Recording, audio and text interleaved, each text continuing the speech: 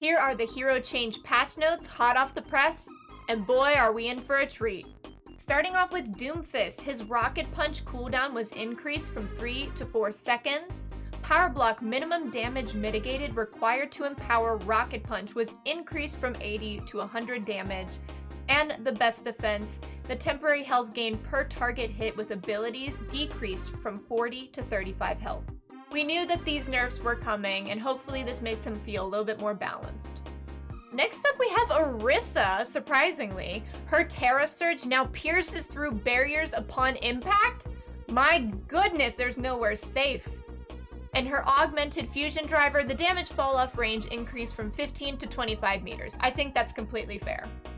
Now this is the one we've all been waiting for, Ramatra, his nemesis form.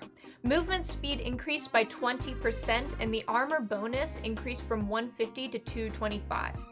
The Void Barrier cooldown was reduced from 15 to 13 seconds. I think overall these changes are great and it should see an increase in people picking Ramatra. I am surprised a little bit that they didn't nerf his ult, because that thing is massive and it can last forever. Now this one was a long time coming, Sojourn. Her railgun primary fire spread increased by 28%.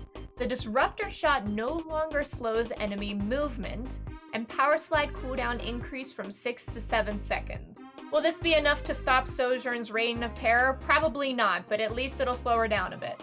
Next up we have Tracer. Her pulse pistol's damage was reduced from 6 to 5.5. And while it doesn't look like a lot, I do think Tracers are not going to be happy about this. Hope you had fun up until now. And now I am pleasantly surprised to see this. Ana, her biotic rifle damage and healing was increased from 70 to 75. And her biotic grenade effect duration increased from 3 to 4 seconds. This is going to be really interesting to see in gameplay, and maybe it'll make Ana a little bit more fun. Though I still think she needs a little bit more help in movement. And lastly, we have Kiriko, whose protection, Suzu, and vulnerability duration was reduced from 1 to 0.85 seconds. Now there's one name on here that we don't see, and that's Roadhog, and it looks like he's going to have some mid-season changes in January where he gets a slight rework and they address his one-shot capability. I think this is a great start to balancing out the heroes in Season 2, though I know there are still many changes that the community would like to see. What hero do you think needs a good nerf or buff? Let me know in the comments and make sure you subscribe for more Overwatch content.